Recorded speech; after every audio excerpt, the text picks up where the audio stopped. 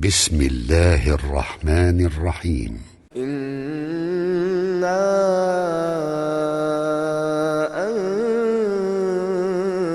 أنزلناه في ليلة القدر وما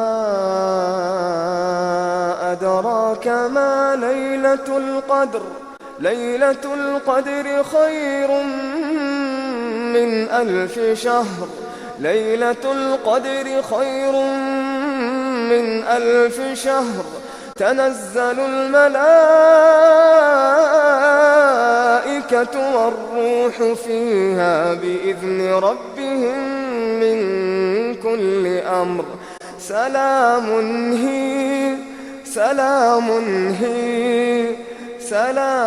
هي حتى مطلع الفجر. اللهم صل على سيدنا ومولانا محمد وعلى سيدنا علي وسيدتنا فاطمة وسيدتنا زينب وسيدنا حسن وسيدنا حسين وعلى آله وصحبه وبارك وسلم الحمد لله نحمده ونستعينه ونستغفره ونؤمن به ونتوكل عليه ونعوذ بالله من شرور أنفسنا ومن سيئات أعمالنا من يهده الله فلا مضل له ومن يضلله فلا هادي له ونشهد أن لا إله إلا الله وحده لا شريك له ونشهد أن محمدا عبده ورسوله. أما بعد أعوذ بالله من الشيطان الرجيم بسم الله الرحمن الرحيم قل لا أسألكم عليه أجرا إلا المودة في القربى صدق الله العظيم. إن الله وملائكته يصلون على النبي يا أيها الذين آمنوا صلوا عليه وسلموا تسليما. اللهم صل على سيدنا ومولانا محمد وعلى آله وصحبه وبارك وسلم. اللهم صل على سيدنا ومولانا محمد وعلى آله وصحبه وبارك وسلم. الصلاة والسلام عليك يا رسول الله وعلى آلك وأصحابك يا حبيب الله. اللہ تبارک و تعالی وحدہ لا شریک کا بے پایہ فضل و کرم اور احسان و انعام ہے کہ جس نے باعث تخلیق کائنات رحمت للعالمین شافع روز جزا خاتم النبیین حضور سیدنا محمد مصطفیٰ صلی اللہ علیہ وآلہ وسلم کے مبارک وسیلہ سے ہم سب کو دولت ایمان عطا فرمائی. اللہ تبارک و تعالی کما حقہ ہم اس دولت کی قدر کرنے کی توفیق عطا فرمائے. بحمد اللہ تعالی اس سال کی محافل ذکر اہل بیت رسول صلی اللہ علیہ وسلم کی آج دوسری محفل پاک جو ہے وہ انعقاد پذیر ہیں. گزشتہ سال ہم نے جب اس سلسلے کا آغاز کیا تھا تو 10 روز مسلسل جن چیزوں کا بیان ہوا بحمد اللہ تعالی آج کی گفتگو میں اس سے اگلی بات جو ہے انشاءاللہ تعالی وہ عرض کرنے کی کوشش کی جائے گی اور جتنا اللہ کریم کو منظور ہو سکا عظمت اہل بیت اعظام اور واقعہ کربلا کے تفصیلات جو ہیں وہ انشاءاللہ ان نشستوں میں عرض کریں گے اللہ تبارک و تعالیٰ کی مدد سے اور اس کی نصرت کے ساتھ انشاءاللہ۔ گزشتہ سال جن چیزوں کا ہم ان مبارک محافل میں بیان کر چکے ہوئے ہیں، ہم نے ایک ترتیب رکھی تھی کہ گفتگو کا پہلا حصہ وہ اہل بیت اعظام کا تعارف، اور گفتگو کا آخری حصہ جو ہے وہ واقعہ کربلا کا مسلسل بیان تھا۔ آپ کو یاد ہے؟ جی اللہ کریم آپ کو آئندہ سال بھی عمر اور وقت عطا فرمائے، تو انشاءاللہ آئندہ سال میں اس سے بھی آگے ہم چلیں۔ لیکن جن مبارک ہستیوں کے اہل بیت اعظام میں سے ہم نے ذکر پاک شروع کیا تھا، حضور علیہ السلام کی اولاد اطہار سے، حضور کی اولاد اطہار سے ہم نے ذکر پاک شروع کیا، اور حضور علیہ السلام کے تینوں شہزادگان جن کا نام نامی مبارک نام جو ہیں وہ، تاکہ محفل پاک میں مزید برکت ہو جائے، وہ میں لیتا ہوں، آپ میرے ساتھ ساتھ لیجیے گا۔ حضور علیہ السلام کے تینوں صاحبزادگان شہزادگان، جن میں سب سے بڑے تھے حضرت سیدنا قاسم رضی اللہ تعالی، کون سے؟ حضرت سیدنا قاسم رضی اللہ تعالی، ان کا ہم نے ذکر پاک کیا۔ ان کے بعد حضور علیہ السلام کے دوسرے شہزادے اور صاحبزادے حضرت سیدنا عبداللہ رضی اللہ تعالی عنہ، کیا اس میں گرامی حضرت سیدنا عبداللہ رضی اللہ تعالی عنہ، ان کا ذکر خیر کیا۔ اس کے بعد ہم نے حضور علیہ السلام کے تیسرے اور سب سے چھوٹے شہزادے حضرت سیدنا ابراہیم رضی اللہ تعالی عنہ، کیا اس میں گرامی حضرت سیدنا ابراہیم رضی اللہ تعالی عنہ، ان کا ذکر مبارک کیا۔ اس کے بعد آقا دو جہان نبی کریم صلی اللہ علیہ وسلم کی چاروں شہزادیاں اور چاروں صاحبزادیاں،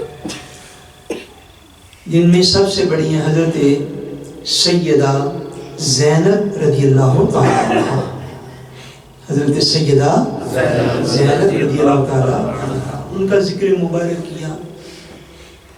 اس کے ساتھ ان کے بعد حضور کی دوسری صاحبزادی حضرت سیدہ رقیہ رضی اللہ تعالی عنہ، حضرت سیدہ رقیہ رضی اللہ تعالی عنہ، ان کا ذکر مبارک ہوا۔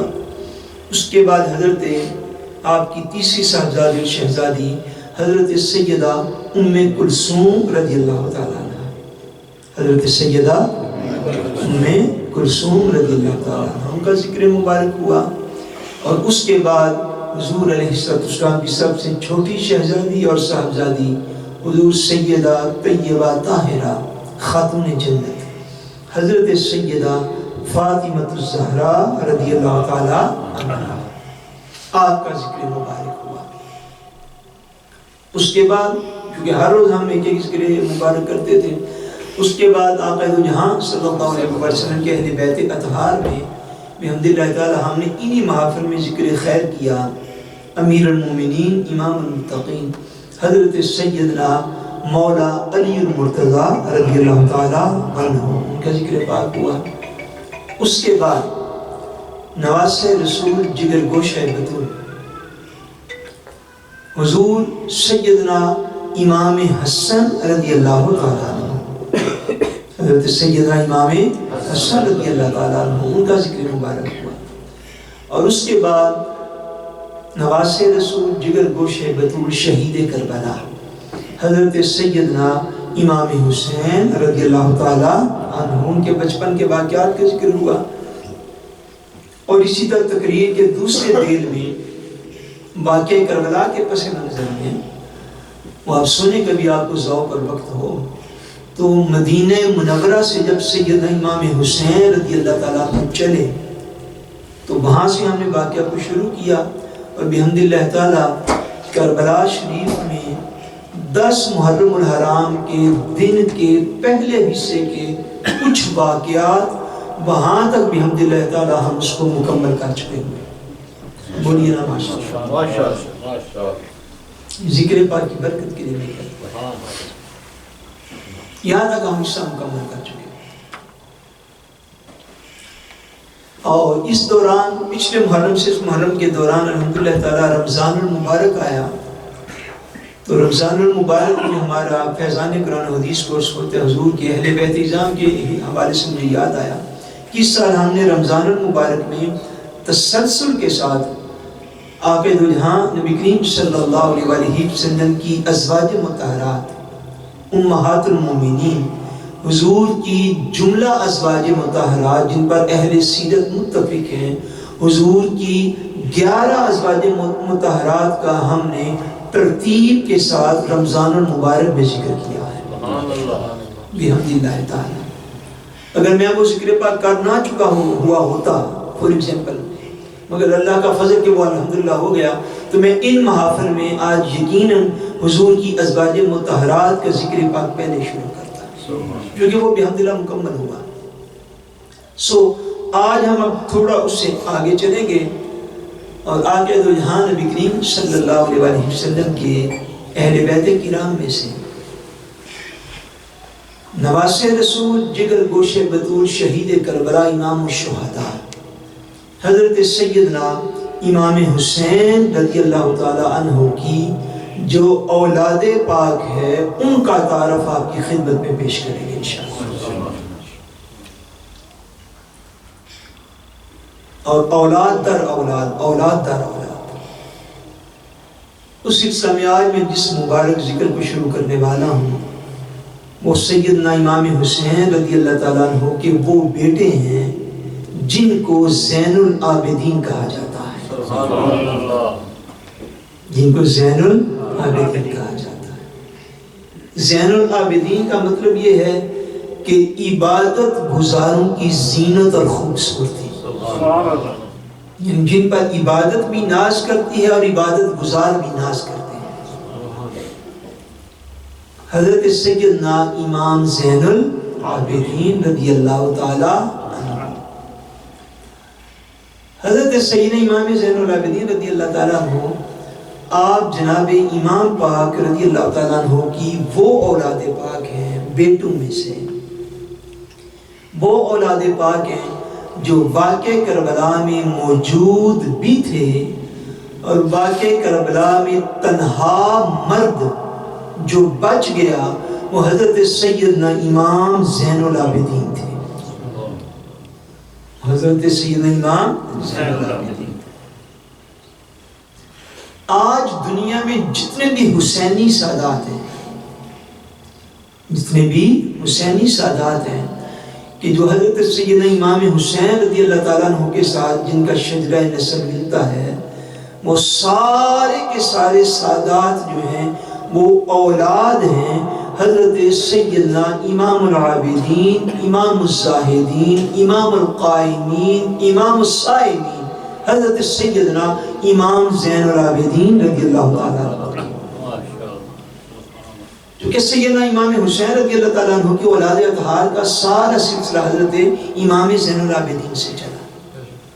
دیگر آپ کے جو بھی صاحبزادگان تھے انشاءاللہ جن کی شہادتوں کا ذکر 20 سال میں سمجھ تو مکمل ہو جائے گا، بقیہ سارے صاحبزادگان اور شہزادگان جو ہیں وہ میدان کربلا میں شہید ہوئے. وہ میدان کربلا میں شہید ہوئے. حضرت امام زین العابدین رضی اللہ تعالیٰ عنہ کا اسم گرامی علی تھا. اسم گرامی کیا تھا؟ علی. اور امام پاک رضی اللہ تعالیٰ عنہ سیدنا امام حسین رضی اللہ تعالیٰ عنہ آپ کے 3 صاحبزادگان ہیں جن کا تینوں کا نام آپ نے علی ہی رکھا. تینوں کا نام آپ نے کیا رکھا؟ علی ہی رکھا. اس میں ایک جیسے ہمارے لیے بھی اصلاح والی بات ہے. اللہ کریم اگر اولاد عطا فرمائے تو ہمارے ہاں یہ ہوتا ہے جی نہ وہ رکھنا جڑا دنیا سے کسے نہیں رکھے، ایسے تھوڑے سے شروع ہو جاتے ہیں. مومن کی میں بعض بات ہمارے پاس بھی اب سال 1.5 سال 2 سال سے بچے بچیاں آ رہے ہیں، مجھے بڑا دکھ ہوتا ہے اس بات کا، یہ میرے دل کی بات ہے. کہ یقین کیجیے ہمارے گھروں میں بیٹے بیٹیاں جو ہیں اب ایسے ہیں جن کے نام ہم نے رکھے ہیں، یعنی وہ بچوں نے اپنے نام خود تو نہیں رکھے نا، ہاں میری بات سمجھے، ان کے والدین نے آخر ان کے نام رکھے۔ یقین کر لیجیے ان بچوں کے نام سن کے کوئی بھی ایسا بندہ کنفرم نہیں کہہ سکتا کہ بچے کے نام سے پتہ چلے یہ کوئی مسلمان بچی یا بچہ ہے، اس طرح کے ہم نام رکھنے لگے۔ ان محافظ سے اصلاح جو ہے یہ اس کا سب سے پہلا فائدہ ہے۔ اگر ہم نے اپنی اصلاح نہ کی تو میں بھی آگے بیٹھا، آپ بھی بیٹھ کے لنگر میں نے بھی کھا لیا، آپ نے بھی کھا لیا، تو اصلاح نہ کی تو فائدہ نہیں۔ بعض روایات میں ہے کہ امام پاک رضی اللہ تعالیٰ عنہ کے 4 صاحبزادے تھے، بعض میں 3 ہیں، 3 تھے یا 4 تھے، مگر ان 4 میں سے اگر 4 تھے تو 3 کا نام آپ نے علی رکھا۔ 3 کا نام کیا رکھا؟ علی رکھا، اپنے والد گرامی کے نام نامی کی برکت لینے کے۔ تینوں کا نام علی رکھ دیا، پہلا ہوا اس کا نام بھی علی، دوسرا ہوا اس کا نام بھی علی، تیسرا ہوا اس کا نام بھی علی۔ پھر ان کی پہچان کے لیے سیرت نگاروں نے یہ نام میرے خیال میں مقرر فرمائے ہیں کہ ایک جو بڑے تھے ان کو علی اکبر کہا گیا، انہیں کیا کہا گیا؟ نام جب آپ سیرت کی کتابوں میں پڑھتے کہ نام کیا تھا؟ علی بن حسین آئے گا، خالی اتنا، پھر وضاحت کے لیے آئے گا کہ وہ علی اکبر تھے۔ یہ جو ہیں حضرت امام زین العابدین رضی اللہ تعالیٰ عنہ، یہ چونکہ درمیان میں تھے، ان کو علی اوسط کہتے ہیں۔ انہیں کیا کہتے ہیں؟ علی اوسط، وہ علی جو درمیان میں تھے۔ اور تیسرے جو صاحبزادے تھے ان کا نام پھر علی اصغر ہوا، وہ علی جو سب سے چھوٹے ہیں، وہ علی جو سب سے چھوٹے ہیں۔ اب اگر ہمیں اکبر اور اوسط اور اصغر کا بھی معنی نہ آئے تو پھر بھی میں کہتا ہوں گھبرانے والی بات کوئی نہیں، اپنی اندر ٹوٹوریل فکر کرنے والی بات ضرور ہے کہ ہمیں اپنی زبان کیوں نہیں آتی۔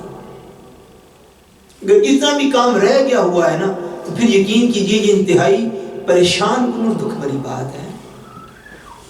اور جب بھی کوئی بندے سے غلطی ہو جائے تو اس کی اصلاح کی کوشش کرنی چاہیے، مایوسی نہیں، مایوسی تو مومن کے نزدیک نہیں آنی چاہیے، اصلاح کرنی چاہیے اپنے آپ کی۔ جو بڑے ہیں، چونکہ اکبر کا معنی ہوتا ہے بڑا، اکبر کا کیا معنی ہے؟ بڑا۔ اوسط کا معنی ہے درمیان والا۔ آپ کہتے ہیں نا جس کو یینمس نے، آپ کہتے ہیں جس کو وسط کہتے ہیں اردو میں، یہ درمیان ہے، اسی کو اوسط کہتے ہیں۔ اور جو سب سے چھوٹے تھے انہیں اصغر کہتے ہیں، کیونکہ اصغر کا معنی ہوتا ہے چھوٹا۔ یعنی ایک ہوئے علی اکبر، ایک ہوئے علی اوسط، اور ایک ہوئے علی اصغر، ایک ہوئے علی اصغر۔ اس میں گرامی آپ نے تینوں کا علی رکھا، اس میں گرامی تینوں کا کیا رکھا؟ علی رکھا۔ اچھا، معروف روایت یہ ہے، معروف روایت جو زیادہ تر پڑھی بیان کی جاتی وہ یہ ہے کہ حضرت سیدنا امام زین العابدین رضی اللہ تعالیٰ عنہ، آپ کی عمر مبارک واقع کربلا کے وقت کم و بیش 12 یا 14 سال تھی۔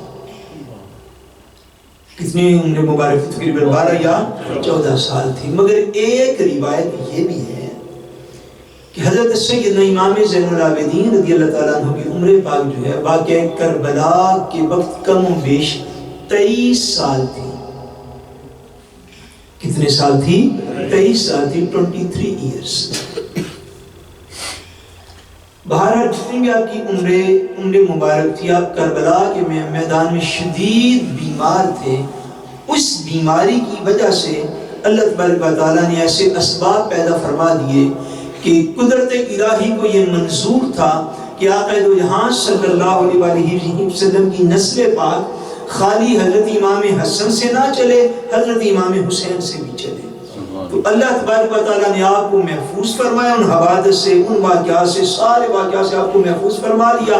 اور اللہ کریم نے اپنا وہ وعدہ جو انا اعطیناک الکوثر کی شکل میں حضور سے فرمایا تھا، اس وعدے کی اس پہلو سے تکمیل جو ہے وہ جناب سیدنا امام زین العابدین کے وجود اقدس کے ذریعے سے۔ آپ کو زین العابدین کیوں کہتے ہیں؟ اس حوالے سے کئی روایات موجود ہیں۔ ایک روایت میں عرض کرتا ہوں کہ نام تو علی تھا، پھر زین العابدین کیسے معروف ہو گئے؟ حضرت امام زین العابدین رضی اللہ تعالیٰ عنہ کی جو شخصیت مبارکہ ہے اس کے 2 پہلو بڑے واضح اور روشن ہیں۔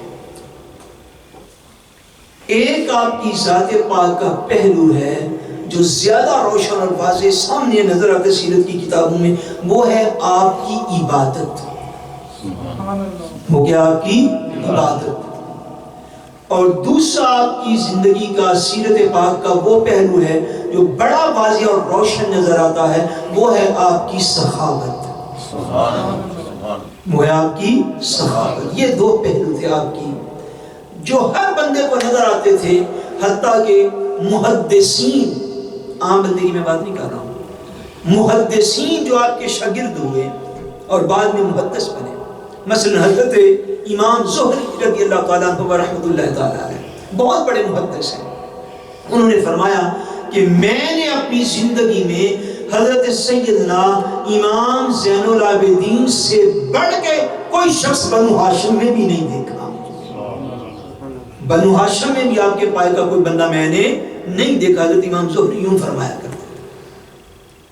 سیدنا امام زین العابدین رضی اللہ تعالیٰ عنہ ایک مرتبہ رات کو عبادت کے لیے اٹھے، تہجد کے لیے، اللہ کے دین کی عبادت کے لیے رات کو اٹھے، نماز کی نیت فرما لی.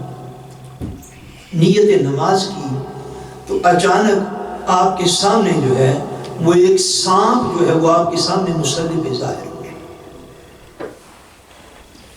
جناب سیدنا امام زین العابدین رضی اللہ تعالی عنہ نے سانپ کو دیکھ کر نماز کو ترک نہیں فرمایا. نماز کو ترک فرمایا نہیں ہے. آپ مسلسل نماز ادا فرماتے رہے. سانپ دائیں بائیں آگے پیچھے ہوا مگر آپ کی نماز میں کوئی خلل نہیں واقع ہوا. آپ پڑھتے رہے. وہ سانپ اور تھوڑا آپ کے قریب ہوا، اسے منہ کھولا اور منہ کھول کے حضرت سیدنا امام زین العابدین کے پاؤں کے ایک انگوٹھے کو اپنے منہ میں دے دیا اور پوری شدت سے کاٹا. سیدنا امام زین العابدین رضی اللہ تعالیٰ عنہ نے نماز کو چھوڑا نہیں. نماز کو چھوڑا. امتحان تھا مکمل ہو گیا. جناب امام زین العابدین رضی اللہ تعالیٰ عنہ کو کشف کے ذریعے سے، کشف ایک علم کا حصہ ہے روحانی علوم میں سے، کشفاً یہ اطلاع دی گئی کہ یہ سانپ نہیں ہے، یہ ایکچولی شیطان ہے. یہ کیا ہے؟ یہ ایکچولی یہ شیطان ہے. یہ سانپ ہے نہیں، سیدھے سے یہ شیطان ہے اور آپ کو برگلانے کے لیے اور آپ کو عبادت سے دور کرنے کے لیے ہے. جو ہی آپ کو پتہ چلا یہ اصل سانپ ہے نہیں ہے، یہ شیطان. جناب سیدنا امام زین العابدین رضی اللہ تعالیٰ عنہ نے اسے زور سے تھپڑ رسید کیا، مارا اوپر سے اور فرمایا بدبخت، تو آیا ہے میری عبادت کی لذت اور ذوق اور شوق کو کم کرنے کے لیے اور مجھے میرے مالک کی بارگاہ سے دور کرنے کے لیے. دفع ہو جا، یہاں سے چلا جا. حضرت سیدنا امام زین العابدین نے جب مارا تو وہ اس نے آپ کی جان چھوڑی اور پیچھے ہٹا. جب یہ واقعہ رونما ہوا تو امام زین العابدین رضی اللہ تعالیٰ عنہ کو آواز تو آئی مگر آواز دینے والا نظر کوئی نہیں آیا. اس موقع پر کوئی آواز دے رہا تھا. اس نے 3 مرتبہ یہ کہا انت زین العابدین، انت زین العابدین، انت زین العابدین. اے حسین کے بیٹے علی، آپ آج سے زین العابدین ہو گئے. کہ جیسی عبادت آپ نے کر کے دکھائی ہے ایسی رب کریم کی عبادت خال خال لوگ کریں گے اس کائنات میں. یہ عبادت کا آپ کا یہ ذوق تھا اور اتنا آپ کو عبادت کے اندر توجہ موجود رہتی تھی. اللہ کریم کی بارگاہ میں کھڑے ہونے میں اتنے مستغرق رہتے تھے اور اس توجہ کے ساتھ عبادت الہی کرتے تھے کہ عبادت گزاروں کی بھی زینت آپ کو قرار دیا گیا. اور آپ کی سیرت پاک میں یہ ہے، میں کہا 2 پہلو آپ کی سیرت کے بڑے نمایاں تھے کہ سیدنا امام زین العابدین رضی اللہ تعالیٰ عنہ جب نماز کے لیے وضو کرنا شروع کرتے نا، وضو کیا شروع کرتے؟ وضو کرتے. تو وضو کرتے کرتے جیسے جیسے وضو کرتے جاتے، ہاتھ دھوئے ہیں، کلی مبارک کی ہے، چہرہ دھویا ہے، جیسے جیسے وضو کرتے جاتے امام زین العابدین رضی اللہ تعالیٰ عنہ کے چہرے کی رنگت بدلتی جاتی تھی. چہرے کی رنگت بدلتی جاتی. وہ وضو جو کرتے ہوئے ہم اب ہی ساتھ موبائل کھولتے ہیں کہ کہیں جو اپ ڈیٹ ہے وہ مس نہ ہو جائے. میں آپ کو کہا کرتا ہوں عبادت وہی ہے، کرنے والے وہ نہیں ہیں. ہم وہ کرنے والے نہیں ہیں. ہم عبادت کے آداب بھی نہیں سیکھے سے. عبادتیں تو وہی ہیں، کعبۃ اللہ بھی وہی ہے، قرآن بھی وہی ہے، کرنے والے وہ بندے نہیں۔ امام زین العابدین وضو کرتے تو چہرے کی کیفیت بدل جاتی، اب جب چہرے کی کیفیت بدل جاتی ساتھ والے بندے کو پتہ چل جاتا ہے بھئی آپ کو کیا ہوگا۔ بعض کا لوگ پوچھتے حضرت یہ اچانک آپ وضو کرنے لگے تو آپ کے چہرے کی کیفیت بدل گئی، کیا ہوا؟ آپ ارشاد فرماتے بھئی جو ہی وضو کرتا ہوں تو خیال اس طرف چلا جاتا ہے کہ کس عظیم مالک کی بارگاہ میں کھڑے ہونے کی تیاری کر رہا ہوں، جیسے جیسے قرب خدا بندی کا خیال آتا ہے چہرے کا رنگ ویسے ویسے بدلتا جاتا ہے۔ سبحان اللہ۔ یعنی دل جب تک حاضر نہ ہونا عبادت میں، عبادت کا کوئی سرور نہیں ہے۔ دل حاضر نہ ہو تو عبادت کی کوئی لذت موجود نہیں ہے۔ اور کبھی آپ سوچیں، کبھی آپ کو حیرانی نہیں ہوتی 50 سال اگر آپ نے ہو جائے نمازیں پڑھتے ہوئے اور دل جو ہے وہ قائم نہ ہوا ہو اپنے اس دھیان میں، اس گیان میں، اس فکر کے اندر، تو پھر یہ عبادت وہ ہوتی ہے جو 40 سال بھی کرے تو طبیعت پر بوجھ رہتی ہے کہ نہیں؟ سوڑ پہ ہی رہتی، 40 سال بعد بھی سوڑ نہیں مکتی، میں بندے 40 سال نماز پڑھنے ہوں جب پڑھنے، کیوں؟ وہ توجہ موجود نہیں ہوتی، وہ دل اس طرف لگتا نہیں ہے۔ آپ کی کیفیت کیا تھی کہ ایک مرتبہ آپ کے گھر مبارک میں آپ نماز ادا کر رہے ہیں، سیدنا امام زین العابدین رضی اللہ تعالیٰ عنہ، تو گھر کے کسی کونے میں آگ لگ گئی،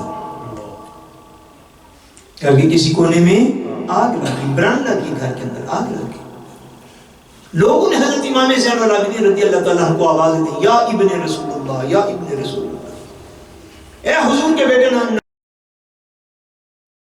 چھوڑ دیجئے، گھر میں آگ لگ گئی ہے۔ حضرت امام زین العابدین رضی اللہ تعالیٰ عنہ کی نماز میں اس دن بھی کوئی فرق نہیں آیا، اس دن بھی کوئی فرق آیا نہیں۔ میں کل کہہ رہا تھا، اقبال نے بڑا خوبصورت کہا، دو عالم سے کرتی ہے بیگانہ دل کو، عجب چیز ہے لذت آشنائی۔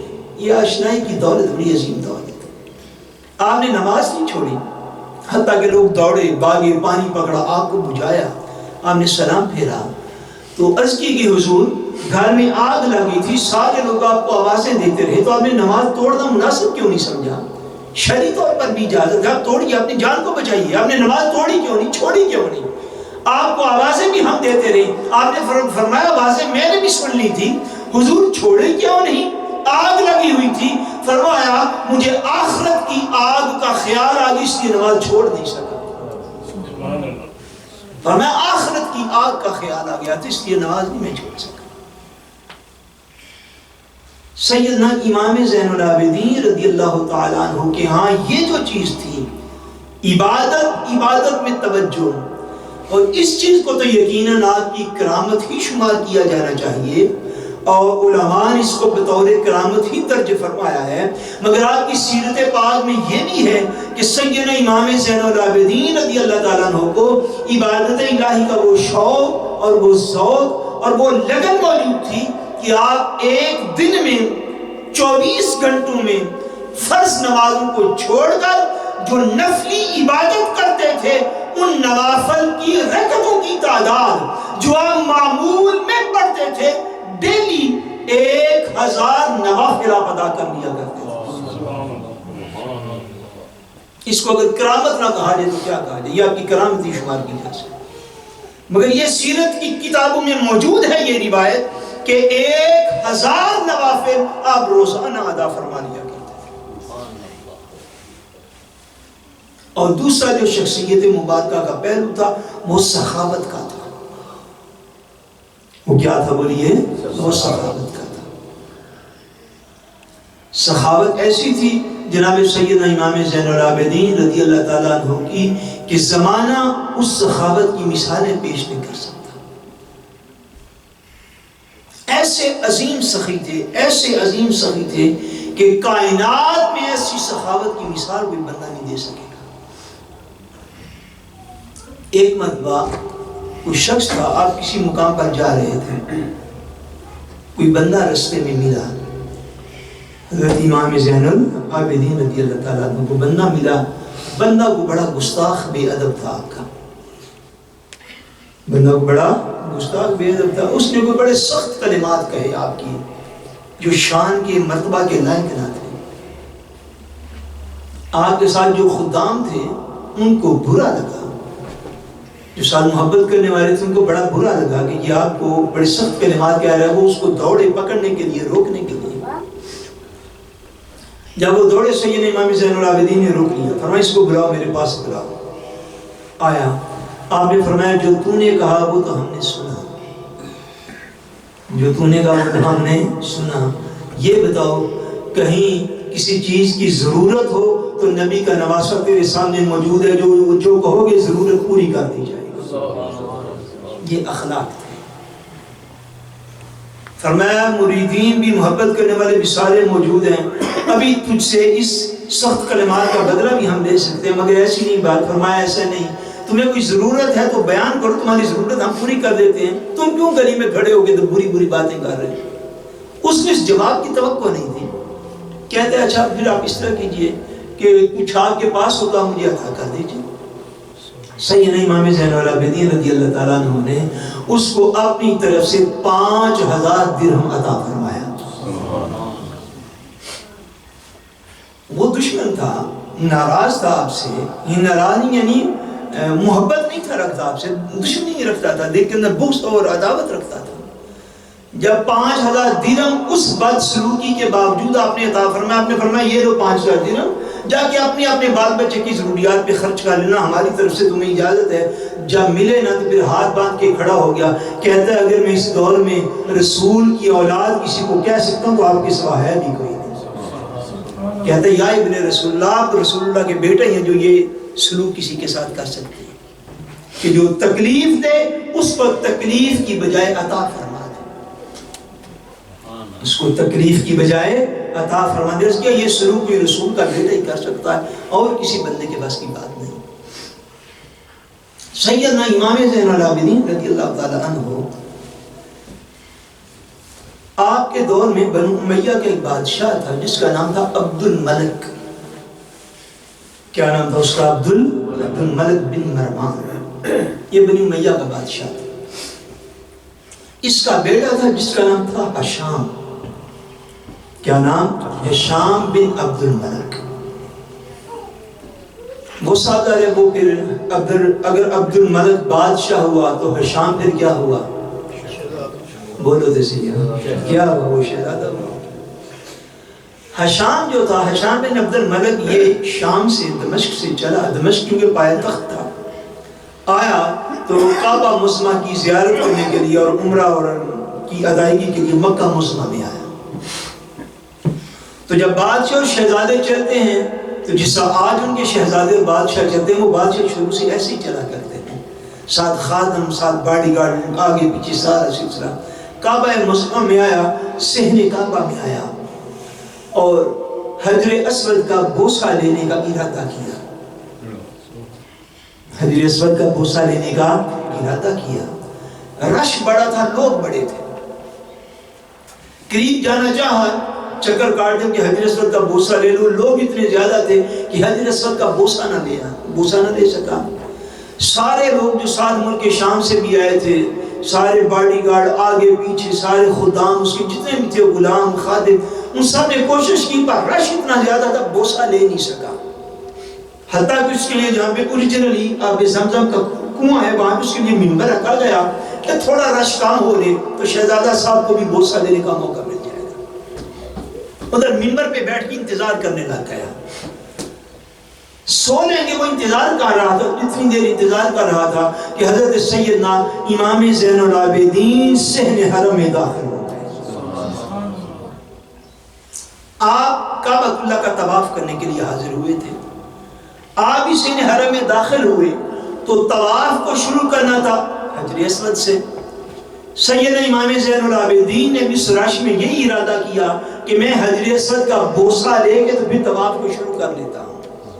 جب حضرت امام زین العابدین صحن حرم میں داخل ہوئے تو جس بندے کی نظر پڑتی جاتی ہے وہ یا ابن رسول اللہ، یا ابن رسول اللہ، کہ رسول اللہ کی اولاد آگے، رسول اللہ کی اولاد آگے. سارے لوگوں نے رستہ چھوڑ دیا.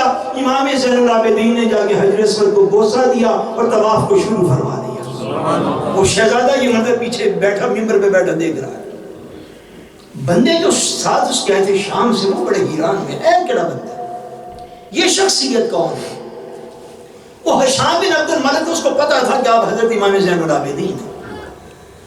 وہ جو ساتھ اس کے سیریا سے شام سے لوگ آئے تھے، انہوں نے پوچھا شہزادہ محترم یہ کون سی شخصیت ہے کہ جس کے لیے سارا سین حرم ایک سائڈ پہ ہو گیا ہے، لوگوں نے ہاتھ باندھ کے کھڑے جی پہلے آپ بوسہ دے رہے پھر ہم بوسہ دیتے ہیں۔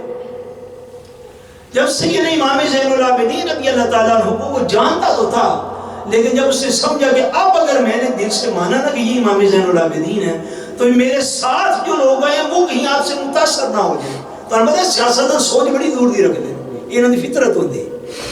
یعنی اتنا اس کو برداشت نہیں تھا کہ اس کے سامنے کوئی بندہ سیدنا امام زین العابدین کی تعریف کرتا یا یہ ہو کہ ان کی دستبوسی کا لیتا یا حضور کی اولاد سمجھ کے اس کو ان کا ادب کرتا، اسے کہا نہیں میں نہیں جانتا یہ کون ہے، میرے علم میں نہیں۔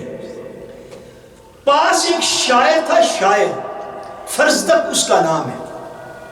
یہ فرزدق وہ شاعر ہے جو سیدنا امام حسین رضی اللہ تعالیٰ عنہ کو بھی ملا تھا جب آپ مدینہ منورہ سے مکہ سے بھر کے نکل کے جب آپ کربلا کے میدان کی طرف جا رہے تھے، یہ کوفہ سے مکہ کی طرف آ رہا تھا۔ یہ فرزدق تب حضرت امام حسین کو بھی ملا تھا، بڑا پائے کا شاعر تھا، چوٹی کا۔ حضرت امام زین العابدین رضی اللہ تعالیٰ عنہ کو وہ دیکھ رہا تھا کہ آپ کی سین حرم میں داخل ہوئے، لوگوں نے رستہ چھوڑا، تعظیم کی، حجر اسود تک آپ کو جانے دیا، آپ نے طواف شروع فرما لیا، اور وہ یہ باتیں ان شامیوں کی اور اس کی شہزادہ ہشام کی وہ بات سن رہا تھا۔ جب اس نے سمجھا اس نے غلط بیانی کی ہے، سین حرم میں کھڑے ہو کے فرزدق نے حضرت سیدنا امام زین العابدین کی شان میں اسی وقت قصیدہ بھی لکھا اور لوگوں کو پڑھ کے بھی سنایا، جس کا مفہوم یہ تھا کہ یہ بندہ کہتا ہے کہ میں نہیں جانتا، اور یہ تو وہ ہے جس کو مکے کے پتھر بھی پہچانتے ہیں، یہ رسول کی اولاد ہے۔ یہاں سے وہ شروع ہوتا تھا قصیدہ، بڑا لمبا اس نے قصیدہ لکھا۔ اب گورنمنٹ حرکت میں آ گئی، اب کیا ہوا پھر؟ گورنمنٹ شہزادہ تو اسے برداشت نہ ہوا، اس نے کہا میرے سامنے یہ کام ہو گیا۔ اس نے اس شاعر کو جو تھا وہ پکڑ کے تو جیل میں بند کروا دیا، مکہ اور مدینہ کے درمیان ایک جگہ عصفان، وہاں پہ اس کو جیل کے اندر بند کروا دیا۔ اس نے کہا تمہاری سزا یہ ہے کہ تم چپ کیوں نہیں رہے، دھومو بیرس دل ہے۔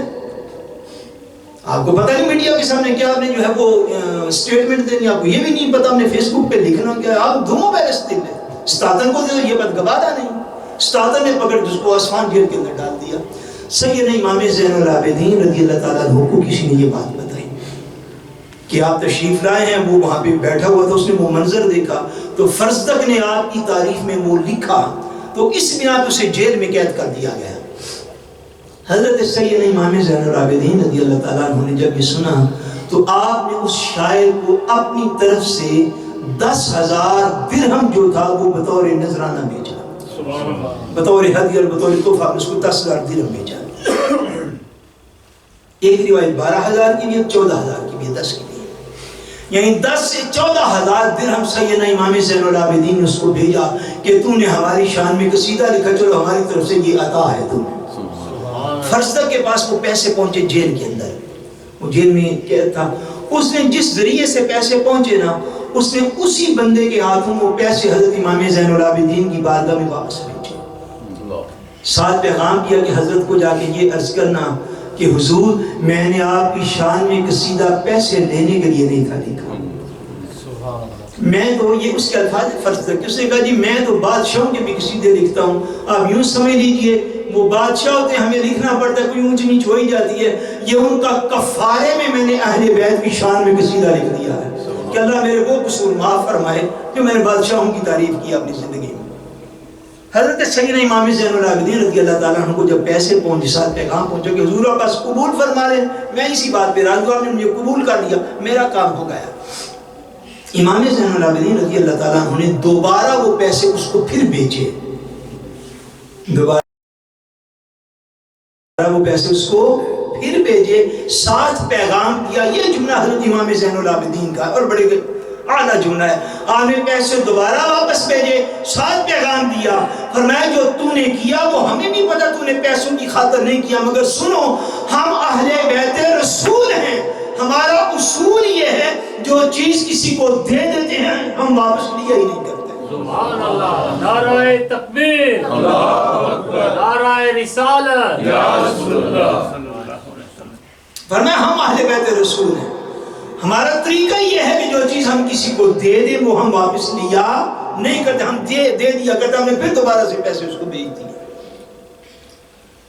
اور سخاوت سید امام زین العابدین کا عالم یہ تھا کہ مورخین نے نہیں لکھا، خالی مدینہ منورہ کے لوگوں نے یہ کہا کہ امام زین العابدین رضی اللہ تعالیٰ عنہ کے وصال مبارک کے بعد مدینہ میں خفیہ صدقہ جو ہے وہ ختم ہو گیا ہے۔ خفیہ صدقہ جو ہے وہ ختم ہو گیا امام زین العابدین کے وصال کے بعد۔ کیسے؟ مدینہ منورہ کے لوگوں کو خبر نہیں تھی ہوتی، جو غربا ہیں، جو مساکین ہیں، جو حقدار ہیں، ان لوگوں کو اس بات کی خبر نہیں تھی ہوتی کہ وہ تو رات کو سوئے ہوتے ہیں، ان کے دروازوں پر گندم کی بوریاں کون رکھ جاتا ہے؟ وہ تو رات کو سوئے ہوتے ہیں، ان کے دروازوں پر چاولوں کی بوریاں کون رکھ جاتا ہے؟ وہ تو رات کو خواب خرگوش کے مزے لے رہے ہوتے ہیں، ان کے دروازوں پر گندم، چاول، جو، اناج، یہ ساری چیزیں کون رکھ جاتا ہے؟ وہ جب صبح اٹھتے دروازے کے اوپر غذا پڑی ہوتی، خوراک پڑی ہوتی، غریب مسکین ہوتے، اللہ کا شکر کرتے، چلو جی کوئی تے نیک بندے ہیں نا شہر دے وچ، چپ کر کے اٹھا کے اندر لے جاتے، اپنا گزارا کرتے۔ جب ختم ہونے کے قریب ہو جاتا، مہینہ 8، 10، 15، 20 دن گزر جاتے، پھر ایک دن رات کو جب سوتے، سو کے صبح اٹھتے، دروازے کے آگے کھانے پینے والی چیزیں پڑی ہوتی۔ شہر مدینہ میں یہ نیکی کا کمال ہے سیدنا امام زین العابدین کا، یہ نیکی کا کمال ہے کہ سیدنا امام زین العابدین رضی اللہ تعالیٰ عنہ نے جب فرمایا وصال، تو وصال فرمانے کے بعد جب ان غریبوں کے گھروں تک کوئی چیز نہیں پہنچی، اور جب وہاں پہ فاقے ہونے شروع ہوئے، اور جب وہاں پہ جو تھا وہ اناج کوئی نہیں پہنچا، جو 15-20 دن بعد ہر گھر کے دروازے پر ایک بوری جا پہنچتی تھی، جب غریبوں کے گھر نہیں پہنچی، پھر ان غریبوں کو، محتاجوں کو، بیواؤں کو، یتیموں کو پھر جا کے پتا چلا کہ وہ بوریاں رکھنے والی جو شخصیت تھی وہ امام زین العابدین تھے، وہ دنیا سے پردہ کر کے اب خفیہ طور پہ صدقہ دینے والا بندہ ہی شہر کے اندر کوئی، جو دیتا ہے وہ کہتا ہے میں صدقہ دینے لگا، میری تصویر بنا لینا پہلے، میں نے فلاں کو اتنا صدقہ دیا تھا۔ جو صدقہ دیتا ہے وہ کہتا ہے پہلے میں اعلان میرا کروا دے، بے شک شرعی طور پر جائز ہے، میں اعلان کروں گا پھر ذرا سب کو صدقہ و خیرات مل جائے گا۔ مدینہ کے لوگ کہتے تھے کہ امام زین العابدین کے وصال کے بعد مدینہ میں خفیہ صدقہ ختم ہو گیا، خفیہ صدقہ جو ہے وہ ختم ہو گیا۔ اور میں نواز رسول کی کیا شان آپ کو عرض کروں، جب سیدنا امام زین العابدین رضی اللہ تعالیٰ عنہ کو جب غسل دیا جانے لگا نا، وقت وصال غسل دیا جانے لگا، یہ عمل مبارک آپ کا عمر میں اتنا زیادہ تھا، آپ نے کم و بیش بعض روایات کے مطابق آپ نے 57 ایئر کی عمر پائی۔ کتنی عمر پاک پائی ہے؟ تقریباً 57 ایئر، 57 سال آپ نے کم و بیش عمر پاک پائی۔ اور یہ عمل مبارک ایک دو دن کا تھا نہیں، عمل مبارک کے تسلسل کا یہ عالم تھا کہ امام زین العابدین رضی اللہ تعالیٰ عنہ کو جب بعد از وصال غسل دینے لگے، قمیص مبارک کو اٹھایا گیا، تو وہ جو بوریاں اٹھا کے رات کے اندھیرے میں، دن کو تو خادم نہ کرنے دیتے، محبت کرنے والے نہ کرنے دیتے، مرید نہ کرنے دیتے، رات کے اندھیرے میں جو بوریاں اٹھا کے لوگوں کے گھروں میں چھوڑ کے آتے تھے، اتنے سال وہ کام کیا، اتنے تسلسل سے وہ اللہ کی مخلوق کے اوپر مہربانی فرماتے رہے کہ ان بوریوں کے نشان آپ کی کمر مبارک پہ پڑ چکے۔ ایک آدھ سال کا بھی عمل ہو تو نشان نہیں پڑتے کمر کے اوپر، یہ واضح میں رکھیے گا۔ آپ اٹھائیں کوئی چیز، مہینے بعد پھر اٹھانے پھر بھی نہیں پڑے گا، اور مہینے کے گیپ سے آپ 10 سال بھی اٹھائیں پھر بھی نہیں پڑے گا، آپ اندازہ کر کے دیکھیں۔ مگر جسم اقدس کی پشت مبارک پر بوریوں کے نشان تھی امام زین العابدین کے، اور مدینہ منورہ میں کوئی بندہ جانتا نہ تھا، غریبوں محتاجوں کے دروازوں پر رکھ کے کمانا تھا۔ یہ سیرت تھی اہل بیت اعظام کی، یہ کردار تھا حضور کے نواسوں کا۔ اور عالم کیا تھا؟ ہمیشہ محبت کرنے والے دے جاتے ہیں، دینے والوں کو تھوڑا پتہ ہوتا ہے اس سے خرچ کہاں پہ جا کے ہونا ہے۔ محبت کرنے والے دے جاتے ہیں مگر ان کو یہ اعتماد ہوتا ہے کہ جو لے رہا ہے اس کو اپنی ذات سے بڑھ کر لوگوں کی حضور کی امت کے ساتھ زیادہ پیار ہے۔ دینے والے تو مریدین ہی ہوتے تھے نا، ان کو محبت کرنے والے آگے دے جاتے ہیں۔ بلکہ ایک مرتبہ ایسا ہوا کہ حضرت سید امام زین العابدین رضی اللہ تعالیٰ عنہ کی کوئی کرامت ظاہر ہوئی، اس کی میں اب تفصیل میں نہیں جاتا۔ آپ کی کرامت ظاہر ہوئی اور اس کرامت کے ظہور کی وجہ سے جو بادشاہ تھا اس دور کا عبد الملک بن مروان، اس نے خط لکھا حجاج بن یوسف کو جو کہ گورنر تھا،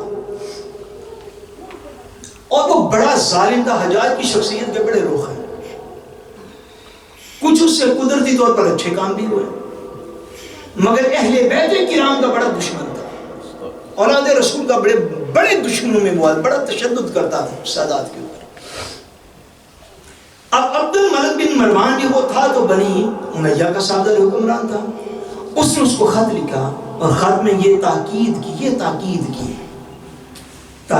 کی کہ تم حضور علیہ السلام کی اولاد پر ظلم و تشدد نہ کیا کرو، حضور کی اولاد پر ظلم و تشدد نہ کیا کرو، اور ساتھ یہ بات بتائی، یعنی حالات ایسے ہوں گے اس وقت، ساتھ خط میں یہ بھی تاکید کی کہ یہ بات میرے اور تمہارے درمیان ہے اور کسی بندے کے ساتھ مشورے کی بھی ضرورت کوئی نہیں، مگر جتنا تم ظلم و ستم کرتے ہو یہ ظلم و ستم چھوڑ دو، حضور کی اولاد کو سکون کے ساتھ رہنے دو، مگر یہ بات میرے اور تیرے درمیان ہے، تو گورنر ہے میں بادشاہ ہوں، کسی تیسرے بندے کے کانوں تک یہ بات پہنچے نا۔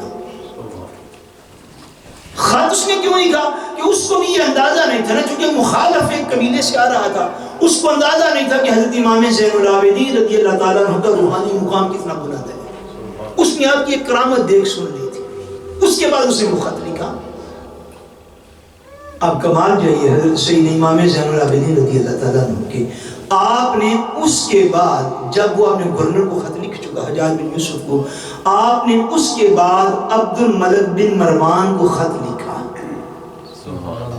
عبد الملک بن مروان کو وہ بات جو صرف ان دونوں کے درمیان تھی اس پہ آپ نے خط لکھا، فرمایا اے بادشاہ تو نے فلاں تاریخ کو فلاں دن آپ نے گورنر حجاج کو یہ خط لکھا ہے، اللہ کا رسول تجھ پہ راضی ہے۔ آپ نے ساتھ ڈیٹ لکھی، دن لکھا، مہینہ لکھا، فرمایا کہ اس دن تم نے اس مضمون کا خط لکھا ہے آپ نے گورنر حجاج بن یوسف کو، فرمایا اس خط کے نتیجے میں اللہ نے تمہاری سلطنت کو تھوڑی اور وسعت اور تھوڑی اور عمر عطا فرما دی۔ اس نے پوچھا آپ کو کیسے پتا چلا؟ جب اس نے خط پڑھا اس کے اوپر وہی دن لکھا ہوا تھا جس دن اس نے خط لکھا، وہی ڈیٹ لکھی ہوئی تھی جس ڈیٹ کو اس نے خط لکھا، اور دو بندوں کے علاوہ تیسرا بندہ جانتا بھی کوئی نہ تھا۔ حضرت سید امام زین العابدین رضی اللہ تعالیٰ عنہ نے فرمایا، آپ نے پیغام دیا، آپ نے فرمایا یہ بات یہ ہے کہ تم نے تو اکیلے بیٹھ کے خط لکھا، حجاج کو بھی رازداری کی تلقین کی کہ حضور کی اولاد کو گنجائش دے دو، ان کے اوپر ظلم و ستم بند کر دو، پر بات میرے اور تیرے درمیان رہے۔ فرمایا تو نے تو بڑی رازداری کے ساتھ اسے کہا تھا، مگر جب تم نے خط لکھ کے روانہ کر دیا اسی وقت میرے مصطفیٰ کریم نے مجھے بتا دیا۔ فرمایا مجھے میرے آقا نے اطلاع ارشاد میں فرمایا تم ملک کو لکھو کہ اس وجہ سے کہ تو نے میری اولاد کے ساتھ نیکی کا ارادہ کیا ہے، اللہ نے تیری حکومت کو 4 دن اور عطا فرما دی۔ تو پہلی جتنی مدت لکھی تھی اس سے زیادہ دیر حکومت کرے گا، فرمایا اس کو اطلاع کر دو۔ اللہ اور اللہ کا رسول اسی بات پہ اس سے راضی ہو گیا۔ یہ عبد الملک بن مروان تھا جو یزید کے کئی سال بعد جا کے تخت نشین ہوا۔ کاش یزید کو اس بات کی خبر ہو جاتی، کاش یزید کو اس بات کی اطلاع ہو جاتی کہ حضور علیہ السلام کے اہل بیت کے ساتھ میں نے کی کروں تو اللہ اور اللہ کا رسول مجھ پہ کتنا راضی ہوگا۔ میرا خیال تھا واقعہ کربلا میں سے ایک دیر جو ہے وہ بیان کروں، مگر آخری ایک کرامت حضرت سیدنا امام زین العابدین کی عرض کر کے بات کو ختم کر دیتا ہوں۔ تاکہ ہمارا جو ہے وہ معمول وقت کا اس میں کوئی حرج نہ ہو۔ سیدنا امام زین العابدین کی کئی کرامات ہیں، ان میں سے ایک کرامت بڑی اعلیٰ ہے، ہر کرامت اعلیٰ ہوتی ہے، اگر آپ بات توجہ سے سنیں گے تو یہ بڑی عظیم الشان کرامت ہے۔ سیدنا امام زین العابدین رضی اللہ تعالیٰ عنہ آپ ایک دن دل کیا کہ تھوڑی آؤٹنگ کریں اور باہر صحرا میں جا کے کھانا کھائیں۔ کہاں کھانا کھائیں؟ باہر صحرا میں جا کے، ارکن بولتے ہیں، ارکن میں جا کے کھانا کھائیں، صحرا میں باہر نکلیں، غلاموں کو ساتھ لیا، مریدوں کو ساتھ لیا، چھوٹے بچوں کو اپنے خاندان کے ان کو بھی ساتھ لے لیا، فرمایا چلو آج جو ہے نا ناشتہ جا کے باہر کریں گے۔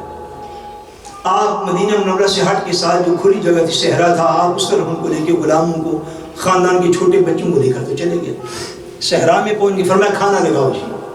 کھانا لگانے کا ٹائم، ناشتہ صبح چاشت کا وقت تھا، تقریباً سورج نکلنے کے گھنٹہ 2 گھنٹہ بعد جو وقت ہوتا۔ جب کھانا لگ گیا تو جنگل سے ایک ہرن آ گیا، جنگل سے کیا ہوا؟ ایک ہرن آ گیا آپ کی خدمت میں۔ ہرن آئے تو وہ تھوڑا دور کھڑا جو تھا وہ دیکھ رہا تھا، کھانا چھانا لگ رہا۔ حضرت امام زین العابدین رضی اللہ تعالیٰ عنہ ہرن کے پاس گئے، وہ پاس جا کے فرماتے کہ ہاں یہ سنیے، ہرن کو یہ فرماتے ہیں میں علی بن حسین ہوں۔ کس کو فرما رہے ہیں؟ ہرن کو فرماتے ہیں میرا نام علی بن حسین بن علی بن ابو طالب ہے۔ دوسری بات کیا فرمائی؟ فرمایا میں ان کا بیٹا ہوں حسین پاک کا، اور میری ماں جو ہیں وہ فاطمہ بنت رسول اللہ ہے۔ میری ماں جو ہے وہ فاطمہ بنت رسول اللہ، یہ دو تعارف کروائے، ہرن کا بھی ارشاد فرما رہے ہیں۔ اتنا فرما کے فرمایا اس طرح کرو میرا جی چاہ رہے تم بھی ہمارے ساتھ کھانے میں آگے شامل ہو جاؤ۔ یہ سخاوت تھی آپ کی۔ اس کو پہلے اپنا تعارف کروایا، تعارف کروایا شاہ فرماتے میرا دل کرتا تم بھی آگے کھانے میں ہمارے ساتھ شامل ہو جاؤ۔ ہرن کی کیا مجال تھی؟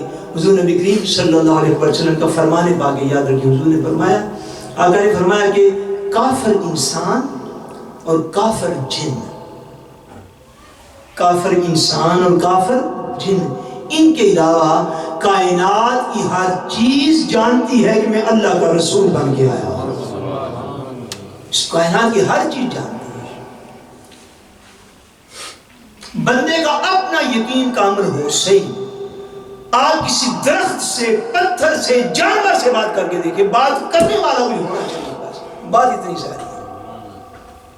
آقا نے ارشاد فرمایا اس کائنات میں ایک کافر انسان ہے، دوسرا کافر جن ہے، اس کے علاوہ فرمایا کائنات میں چیز ایسی ہے ہی کوئی نہیں جس کو اللہ نے یہ شعور نہ دیا ہو کہ میں نے آمنہ کے لال کو اپنا آخری رسول بنایا۔